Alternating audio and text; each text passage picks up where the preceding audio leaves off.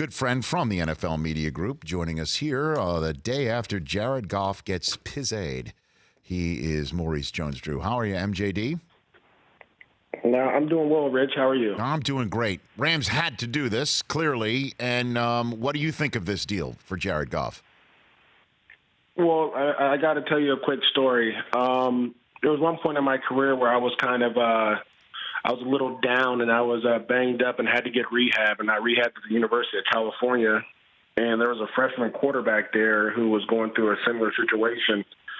And it was Jared Goff, and I got a chance to get to know him really well through that off season. I think he was rehabbing his shoulder, and I was rehabbing my knee and ankle.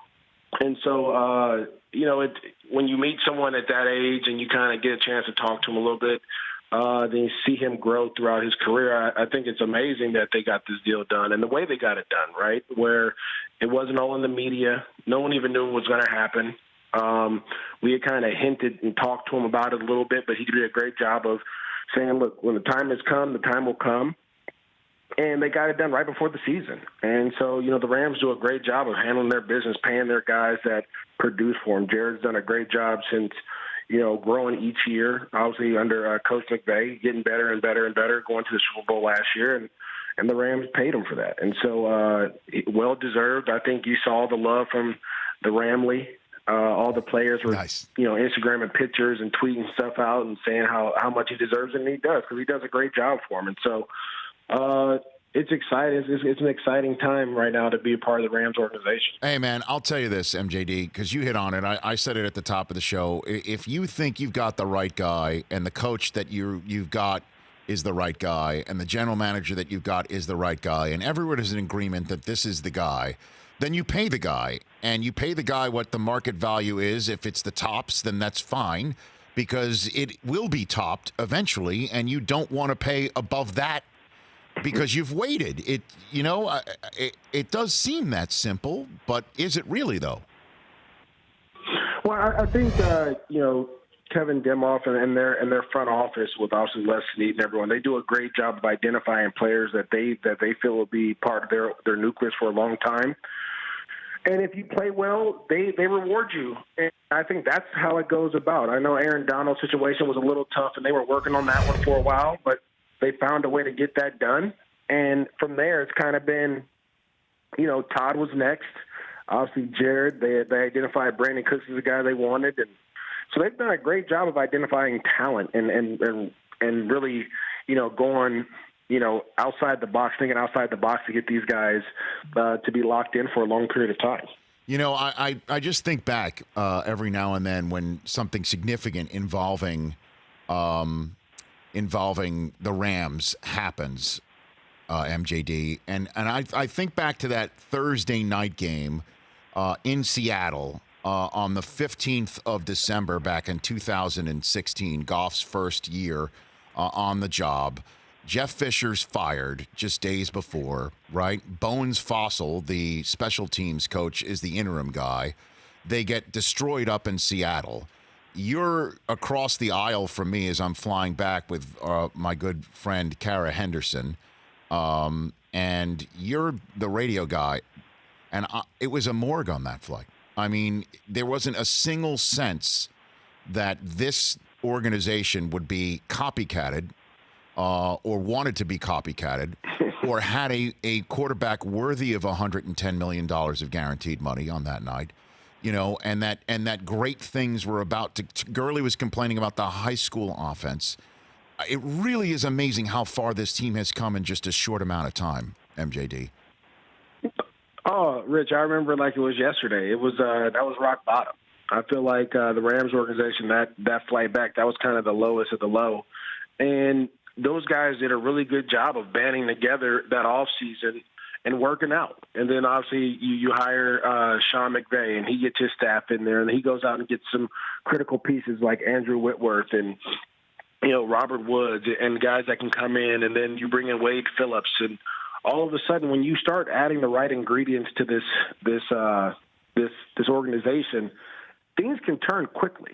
They hit on the draft, the last couple drafts. I mean, they really started putting pieces together. And so, I I figured that Jared would get paid. I didn't know it was going to be this close, to be honest with you. I didn't know it was going to be this soon, but I knew it was coming because think of he's beaten every quarterback except for two that I can really think of. Carson Wentz, obviously with the Eagles, he lost to them, and then Tom Brady. Those are the only two that I can think of right now that he hasn't beaten. And so when you talk about a quarterback that is, throwing 30-plus touchdowns a year, and you guys are every year with the new coach, he's gotten better. The team has gotten better. You have to try to reward that. And the one thing that I love about the Rams, they're not afraid to set the market. They're not afraid to set, like you said, they're not afraid to get the deal done early and set the market, because in a couple of years that deal is just going to be a benchmark and it's going to end up going further. Obviously, we'll talk about the Zeke deal, but they set the market a couple of years ago with Todd Gurley's deal. Well, and then now everyone's going to come up and try to pass it, and you're going to look in a couple of years from now, they're going to be like, man, you got Todd Gurley for that? That's crazy. And the same thing with Jared Goff. As Dak Prescott comes along and other quarterbacks come along, that deal's going to look even, like, man, you got Jared Goff for that? And so the Rams do a great job of going out there and making sure that they get both the players happy and the organizations happy. And before we get to Zeke, give me a good story about why you think Goff is the future, that many fans who see this contract for Goff and think that he's not worthy of it because maybe his outward demeanor or the inability to, or not inability, or let's just put it this way, on his resume, there isn't that signature postseason win that you could say that it was on his back. I mean, that Monday Nighter, obviously, where everything went on tilt against the Chiefs, he was dynamite, and he's been that way in many regular season games. Give me a good story as to what Goff does that that others might not. Okay, this has nothing to do with the league, but Rich, I'm one of the toughest individuals you've probably met a day, in your life. And so we were at Cal one day, and I didn't have anything. I was at my house by myself. I didn't have anything to wear, so I wore all my UCLA stuff to go train there. And as I was training, Jared kind of walked up to me, and he was like, "Hey, man, like, I need you to take off all your UCLA stuff. This is our building. You need to respect us." At that time, I think I was like 26, 27, so I was right in the middle of my career, and I was like, who is this guy talking to me like this, But he pulled me to the side, and he gave me some Cal stuff to wear, and he was kind of like, look, I get it. It's all good. Let's compromise to compromise. And that's leadership. At a very young age, he showed tremendous leadership. Now, you may not see it all the time, but when you're on the field and you watching it, when things go bad, you never see him crack. You never see him complain. You never see him throw his hands up. He's even keel, and he's a great leader. And those attributes, and that story I'm telling you, it's hard for an 18, 19-year-old person to come up to an NFL player or an older person and kind of show that great leadership. Like, I know if I was 18 or 19, I probably would have said something completely different. But he came in there, he reasoned with me, he talked with me, we had an understanding, and we went on about our day. And that's what you get from Jared Goff all the time. He comes in right away. He's always in the building learning. He's right under Coach McVay all the time, so they can be on the same page. But when you look at the playoff games, there was no panic when they played the Saints. That second half of the Saints game, Jared threw some really good passes, finding guys getting open, guys are making plays for him. But it's because of that confidence and that leadership that he has, where he doesn't panic. He doesn't get, we see a lot of quarterbacks get frustrated if they get hit a ton. You don't see that with him. And so it's not necessarily one play. It's just his mindset and his attitude that he brings every day is why this team is, has been so successful. Now, I know there's a lot of people that say, oh, they're not going to win. They're not going to go to the playoffs this year, blah, blah, blah, blah, blah. I have to disagree and say all they've done is gotten better. You added more pieces to the puzzle defensively throughout free agency and the draft.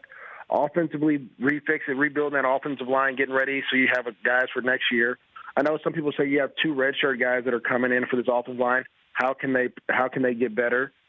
I mean, we just have to wait and see. But I think the leadership that Jared shows and the way that these players gravitate around him, and then the big time throws that he's made in the regular season and some in the postseason when need be. it shows that they're ready to go. I mean, to go to New Orleans 3 times last year, lose the first 2, and find a way to eke out the third, and I get it. Everybody's going to talk about the penalty. But let's remember, Drew Brees had an opportunity to win the game after that and didn't do it. And Jared found a way to get a couple yards and get in the field goal range and make it happen.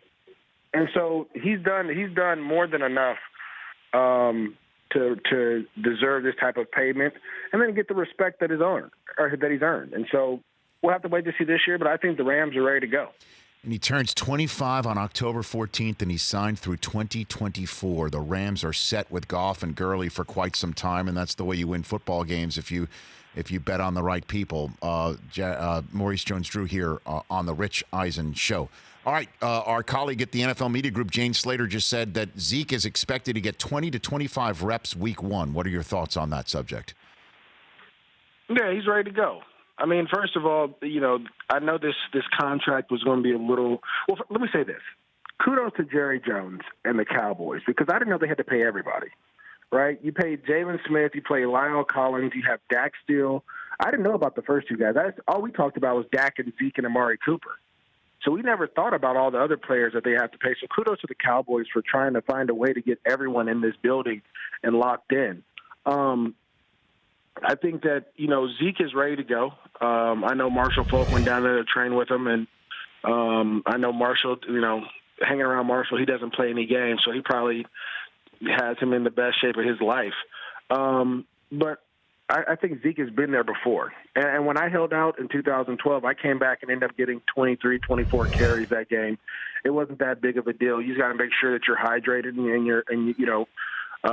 that you get IVs at halftime and all those different things so that you don't cramp up. But I firmly believe that Zeke will be ready to go week 1, and the Cowboys will be back in that NFC East race. Yeah. So what advice would you give to Melvin Gordon right now?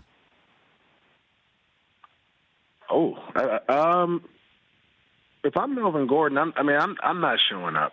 I'm not going to lie to you. I think that this has gone. There's been a history with the Chargers for a long time, and talking with a lot of people, sometimes teams have to see the value in you that they don't normally see, because again, they're in their building, they see you every day, and they may think, hey, well, you're not this, you're not that.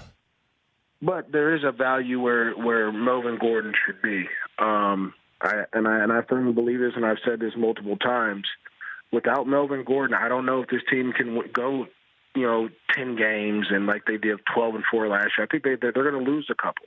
And remember, the Chargers notoriously don't start fast. So not having Melvin Gordon and having some of these other backs that you want to use, like Austin Eckler, who's more of a third down situational back, and then Justin Jones, who was kind of he can be a bell cow guy.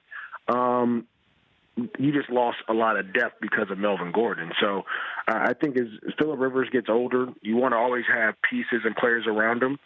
And you need a guy that's going to demand an 8-man box. Well, I don't think Austin Eckler is going to demand an 8-man box. And I think it's going to be a little rough on these guys early on, and hopefully they can figure it out. But they'll see quickly how important Melvin Gordon is to this team and to that offense. Well, I mean, they went 4-0 without him closing down the stretch last year. That's the issue. So if you're Tom Telesco, you're probably thinking that.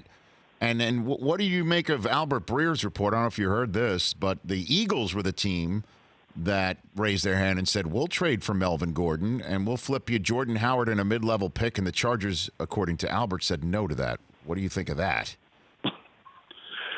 Well, I mean, that's the problem where you get, like, when teams say, hey, go seek out a trade, and you go do it, which I was a part of, and then you get these great reports back or these great offers back, and the team says no. Now all of a sudden it's like, well, what do you want me to do? Are you going to hold me hostage and not allow me to go somewhere and be happy? I have to play for you, right? I have to honor the contract when we see teams every year not honor the contract. And so that's where it starts to get personal. And I think that's what you don't want in these negotiations. I remember speaking with the Rams about the Aaron Donald situation when he was holding out a couple of years ago. And the biggest thing that when I spoke with some of the brass there, I said, look, as long as there's constant communication and it's not personal and you don't ever want the player to come back and be upset. You don't ever want the player to come back and be in the locker room and kind of be a cancer in the locker room. You don't want that. And the only way you can do that is by having constant communication and being and just being not fair, but just being honest with each other. Just say, look, we're not going to pay you. That's fine. If you go out and find a trade that we're happy with, we'll go and do it. This is what we're looking for. I think the Chiefs did that with Dee Ford. I want to say during the combine, I had heard when that the Chiefs were like, hey, look, this is what we're looking for Dee Ford. Go find a trade partner and we'll trade him. And they did. And there was no ill will from there. Now, when you talk about the 4 games, that's a small sample size. We're talking about possibly all 10 games with Melvin Gordon. Now, some people, this is like a backup quarterback sometimes. Like sometimes when you have a backup quarterback game, you can steal a game or 2, maybe 3. In the Eagles' case, you can go to the Super Bowl, right? And that may happen in a small sample size. But throughout the course of a season, not having Melvin Gordon, it's going to end up weighing on you very quickly here. And so I just think that, and I'm a firm believer of this, Rich. I firmly believe that Good Morning not Good Morning Football, Game Day Morning is great when all your guys are there, right? When you, Irv, Kurt, Mooch, throw me in there every now and then, sprinkle me in there a little bit. We're phenomenal. When I'm gone, that's okay. I'm not supposed to be there all the time. But I think if you were gone, it wouldn't be the same show. I think if Kurt was gone, it wouldn't be the same show, right? So that's kind of how it goes. And so it's the same thing in the NFL. You need your best players on the field to win games in this league. You can't win games with backups. Like the whole adding by subtracting does not work. And so we'll see how it goes. But I just looking at their schedule. Granted, it was different when Andrew Luck was on the Colts, but still, I think they have a tough stretch, and they're gonna have to try to find a way to eke out some games here. In the minute I have left, give me your Super Bowl prediction. What do you got for me, Maurice Jones-Drew? Well, I said this yesterday on Power Rankings, but since Miami is my favorite city, so it's an amazing place. I want my 2 favorite teams to go, so I'm gonna go Jags-Rams. Oh boy, remove the heart from it. Seriously, like you don't choose the Rams. I'll remove the heart. I'll remove the heart. And by the way, Rams go back. Okay, you do think the Rams go back? Okay.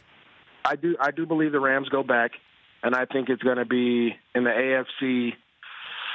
It's out of 2 teams. I think it's either. Yeah. I think it's going to be Rams Patriots again. To be honest with you. Yeah, you know what? That's not you're not far off. I wanted to say Chiefs yesterday too, but it's just with TB12 and Belichick, and usually they'll figure something out. Well, I don't even know what their defense is going to look like and if True. it's going to be better. Well, right? That's the whole thing, though, is that at some point everyone realizes just really do your job and everything will be fine. And that usually it just depends on will they lose too many games in the first 8 to prevent them from getting on a plane or prevent them from having a home game. Last year they went on the road anyway and they beat the Chiefs, so you never know, MJD. Right. Thanks for the call, brother. We'll see you soon. Enjoy your trip to Carolina. No problem, Rich. I'll see you later. You got it, man. That's Maurice Jones-Drew in the Honda Insider Report. For more of The Rich Eisen Show, tune to Audience Channel 239 on DirecTV for free on BR Live or download the Rich Eisen Show app.